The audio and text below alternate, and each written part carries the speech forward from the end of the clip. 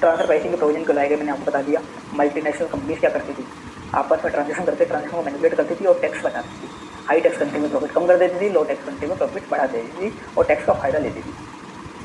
इसी टैक्टिस को रोकने के लिए ट्रांसफर प्राइसिंग के प्रोविजन लाए गए। तो चार्जिंग सेक्शन बोलता है अगर एसोसिएट एंटरप्राइज के बीच में कोई भी इंटरनेशनल ट्रांजेक्शन होता है तो वो होना चाहिए आर्म्स लेवल प्राइस। अगर आर्म्स लेवल प्राइस से नहीं है तो अपन आर्म्स लेवल प्राइस कंप्यूट कर देंगे और एसएससी की इनकम को बढ़ा देंगे। ये बोलता है चार्जिंग सेक्शन 92। एसोसिएट एंटरप्राइज 92 ए में बता रखा है, इंटरनेशनल ट्रांजेक्शन 92 बी में बता रखा है और आर्म्स लेवल प्राइस 92 सी में बता रखा है। सबसे पहले अपने देखा एसोसिएट एंटरप्राइज सेक्शन 92 ए।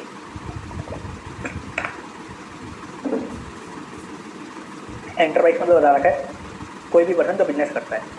एसोसिएट एंटरप्राइज, दो एंटरप्राइज एसोसिएट बन जाएंगी, एसोसिएट मान ली जाएंगी अगर प्रीवियस ईयर के किसी भी दिन एक एंटरप्राइज दूसरी एंटरप्राइज में 26% और मोर की वोटिंग पावर रखती है। दूसरा, एक पर्सन किन्हीं दो एंटरप्राइज में 26% और मोर की वोटिंग पावर रखता है तो वो दोनों सामने वाली एंटरप्राइज से क्या बन जाएंगे, एसोसिएट।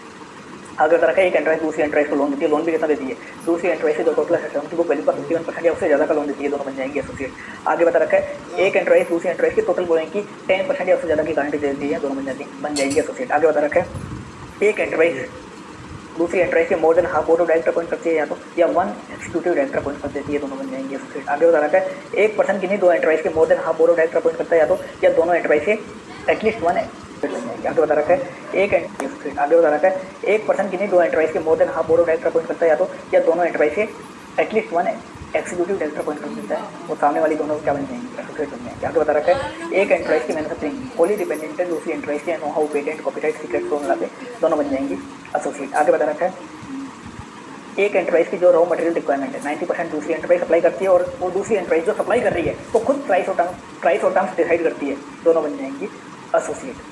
आगे बता रखा है एक एंटरप्राइज गुड सेल करती है दूसरी एंटरप्राइज और जो प्राइस और टर्म्स है खरीदने वाली एंटरप्राइज खुद अपने मन से डिसाइड करती है, दोनों बन जाएंगी एसोसिएट। आगे बता रखा है एक एंटरप्राइज को इंडिविजुअल कंट्रोल कर रहा है दूसरी एंटरप्राइज को या तो इंडिविजुअल को कंट्रोल कर रहा है या इंडिविजुअल का रिलेटिव कंट्रोल कर रहा है या दोनों जॉइंटली मिलकर कंट्रोल कर रहे हैं, दोनों एंटरप्राइज बन जाएंगी एसोसिएट। आगे बता रखा है एक एंटरप्राइज को एचयूएफ कंट्रोल कर रहा है दूसरी एंटरप्राइज को एचयूएफ का मेंबर कंट्रोल कर रहा है या मेंबर का रिलेटिव कंट्रोल कर रहा है या जॉइंटली मिलकर कंट्रोल कर रहे हैं, दोनों एंटरप्राइज बन जाएंगी एसोसिएट एंटरप्राइज। आगे बता रखा है एक एंटरप्राइज फार्म एओपी दी हुई है दूसरी एंटरप्राइज उसमें 10% या उससे ज़्यादा का पीएसआर होल्ड करके रखती है, दोनों बन जाएंगी एसोसिएट एंटरप्राइज। आगे बता रखा है दो एंटरप्राइज के बीच में अगर कोई म्यूचुअल इंटरेस्ट का रिलेशनशिप है जैसे जॉइंट वेंचर बना हुआ है 2 के बीच में 3 के बीच में 4 के बीच में, वो सब बन जाएंगी एसोसिएट।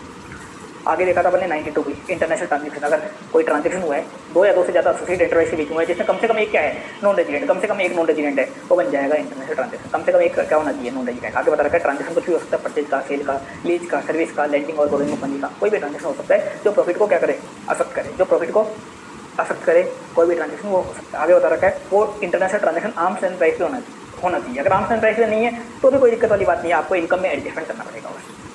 उस एडजस्टमेंट से एसएससी की इनकम तो बढ़ सकती है, लेकिन अगर एडजस्टमेंट के कारण एसएससी की इनकम कम हो रही है तो ये मान लेना ट्रांसफर प्राइसिंग के प्रोविजन है नहीं, ट्रांसफर प्राइसिंग को इग्नोर कर देना, कोई आपको एडजस्टमेंट नहीं करना। लेकिन अगर एसएससी की इनकम इंक्रीज होती है तो आपको एडजस्टमेंट करना पड़ेगा। उस एडजस्टमेंट को अपन क्या बोलते हैं, प्राइमरी एडजस्टमेंट। अगर आप कर देते हो तो ठीक है, आप नहीं करते और बाद में स्कूटी में पकड़े जाते हो तो एओ करेगा और एओ कर देगा तो फिर आपसे दिक्कत आ जाएगी। आगे बता रखा है 92B का सबसेक्शन 2 डीम्ड इंटरनेशनल ट्रांजेक्शन। आपने ट्रांजेक्शन किया किसी थर्ड पर्सन के साथ जो एसोसिएट नहीं था, लेकिन उस थर्ड पर्सन का आपकी एसोसिएट के साथ पहले से एक ट्रायल एग्रीमेंट बना हुआ था, तो जो आपने ट्रांजेक्शन थर्ड पर्सन के साथ किया है उसे मान लिया जाएगा डीम्ड इंटरनेशनल ट्रांजेक्शन। चाहे वो थर्ड पर्सन रेजिडेंट हो चाहे नॉन रेजिडेंट, कोई फर्क नहीं पड़ता, वो बन जाएगा डीम्ड इंटरनेशनल ट्रांजेक्शन और आपके ऊपर लग जाएंगे ट्रांसफर प्राइसिंग के प्रोविजन।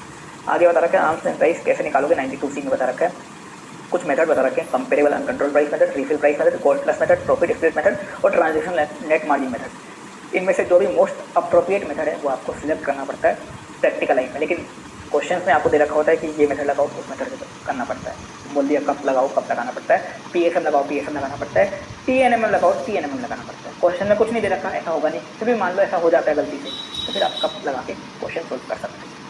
फिर अपन ने देखा कंपेरेबल अनकंट्रोल प्राइस मेथड। क्या करते हो आप, जो सिंगल ट्रांजेक्शन आपने किसी आउटसाइडर के साथ कर रखा है उस ट्रांजेक्शन को आप अपनी यही वाले ट्रांजेक्शन के साथ कंपेयर कर लेते हो, दोनों ट्रांजेक्शन को कंपेयर कर लेते हो और आर्म्स लेवल प्राइस निकाल लेते हो। कैसे निकाल लेते हो, जो कंपेरेबल अनकंट्रोल ट्रांजेक्शन है, मतलब जो ट्रांजेक्शन आपने आउटसाइडर के साथ कर रखा है सिंगल ट्रांजेक्शन, उसमें जो आपने प्राइस चार्ज करी है या जो प्राइस आपने पे करी है वो प्राइस ले लेते हो और फंक्शनल एडजस्टमेंट प्लस माइनस कर देते हो। एफओबी सीआईएफ होता है एक, तो एक वारंटी आफ्टर सेल सपोर्ट वाला होता है, एक क्वांटिटी डिस्काउंट वाला होता है। ये प्लस माइनस कर देते हो, आप क्या जाती है आर्म्स लेवल प्राइस। ये अपन ने एक एग्जाम्पल लिया था।